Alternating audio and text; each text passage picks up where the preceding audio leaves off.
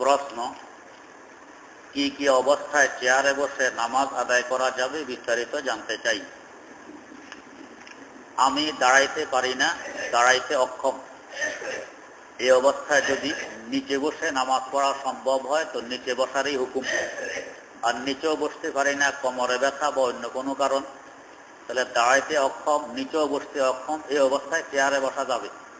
দাঁড়াইতে পারি, এখন চেয়ারে বসা যাবে না, দাঁড়াইয়ে নামাজ পড়া লাগবে। নিচে বসতে পারি, রুকুতে নিচে বসে করতে পারি, তাহলেও নিচে বসে করা লাগবে। আর এই দুই অবস্থা যদি আমার দ্বারা সম্ভব না হয় তখন চেয়ারে বসে নামাজ পড়া যাবে।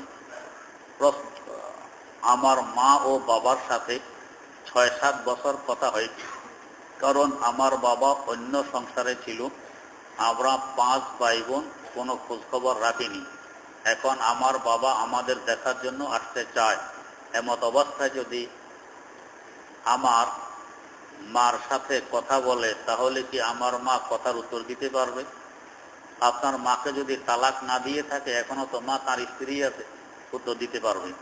প্রশ্ন, ফরজ রোজা 20টি কাজা আদায় করতে চায়, রোজাগুলো এক নাগাড়ে রাখবে না ভেঙে ভেঙে রাখবে? 20 রোজার কাজা একসাথে রাখা জরুরি নয়, আবশ্যক নয়, ভেঙে ভেঙে রাখলেও কাজা হয়ে যাবে। প্রশ্ন, বছরওয়ালা ব্যক্তি যদি জামাতে নামাজ পড়ে ইমামের সাথে, তবে কি তাকে সুন্নতে মুআক্কাদাগুলো আদায় করতে হবে? না আদায় করলে কি গুনাহগার হবে? যদি কোনো তাড়াহুড়া না থাকে, সাথী সঙ্গী চলে যাবে না, গাড়ি চলে যাবে না, বা গাড়ি পাইতে সমস্যা হবে না, দুশ্মন বা চোর ডাকাতের ভয় নেই, তো তাহলে সুন্নত সহ পড়া চাই। আর এই ধরনের ভয় থাকলে সুন্নত না পড়লে কোনো সমস্যা হবে না।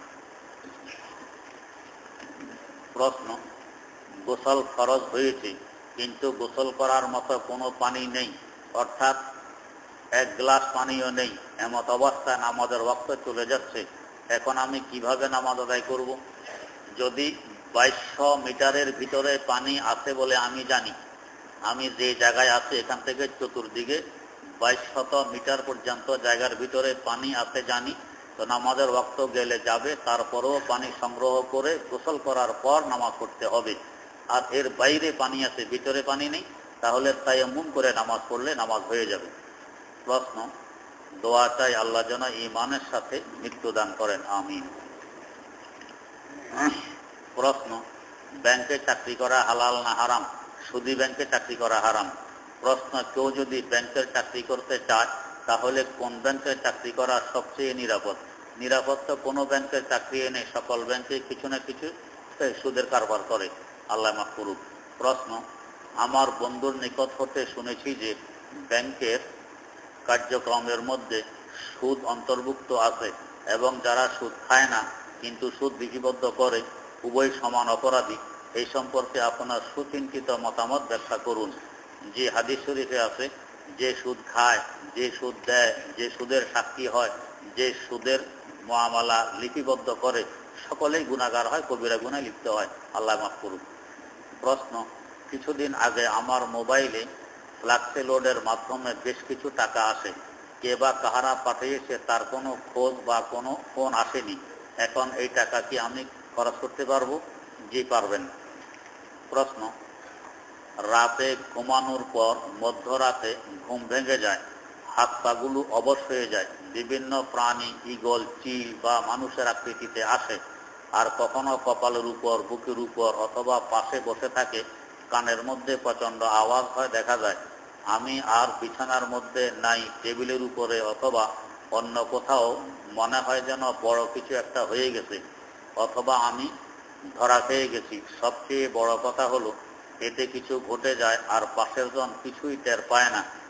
মন মস্তিষ্ক থাকে কিন্তু নড়াচড়া করতে পারি না।